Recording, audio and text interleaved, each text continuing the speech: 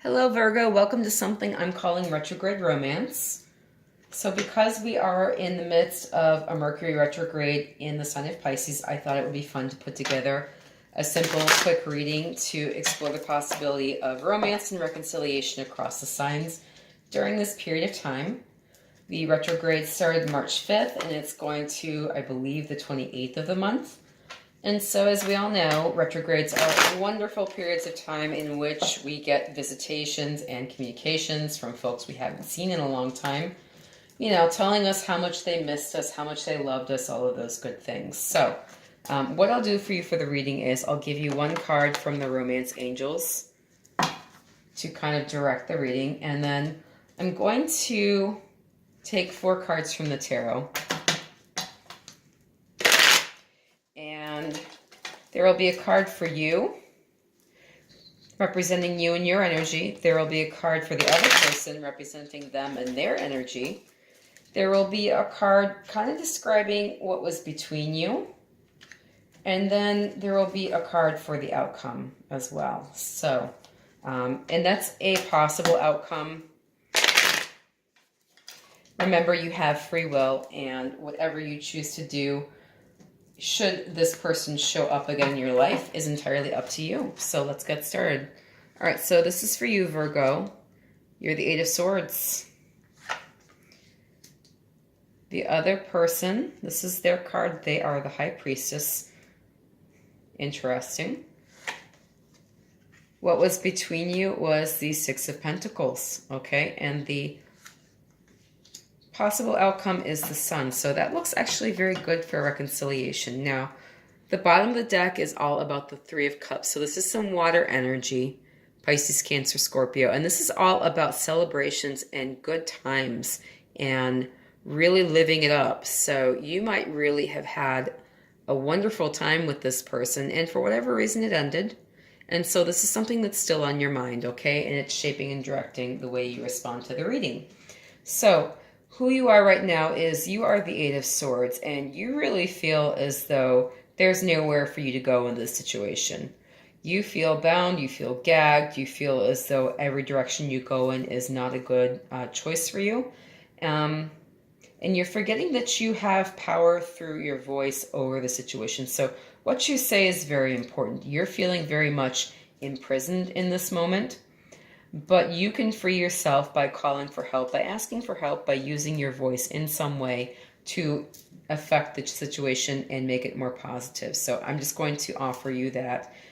Right now you're feeling a lot of anxiety and a lot of ambivalence, and you're not necessarily sure that you want to deal with this person again for whatever reason, okay?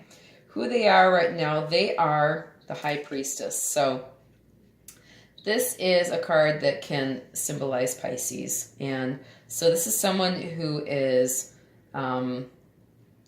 very, for lack of a better word, very secretive. They keep their secrets. They're very closed-mouthed. They're very guarded, and so you have to be also kind of a certain intellectual level to be able to keep up with them. This is someone who is very quietly spiritual and very intense.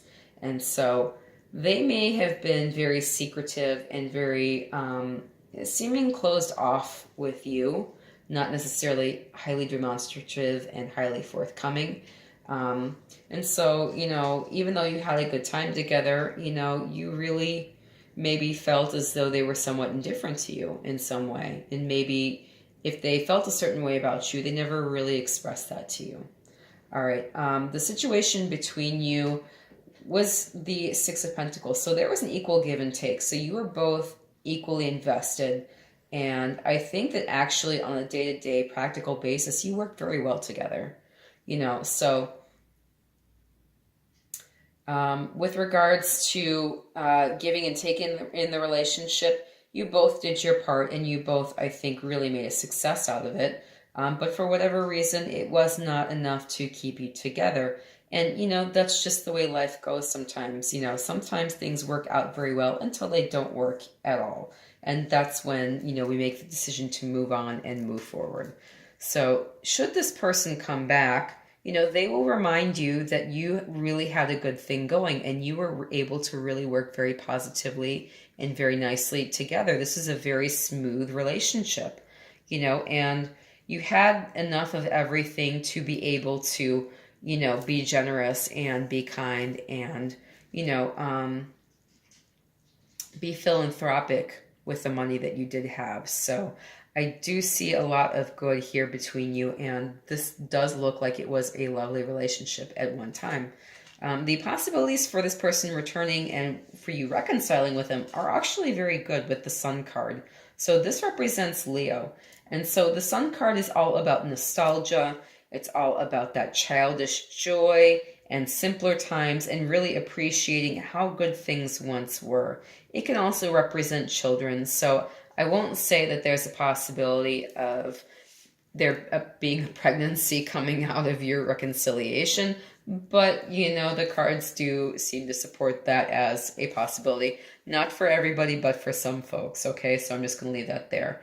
All right, so I do think this looks lovely for you. Whether or not you feel 100% confident that you want to rekindle things with them, I don't necessarily see it being a bad situation if that were what was to occur.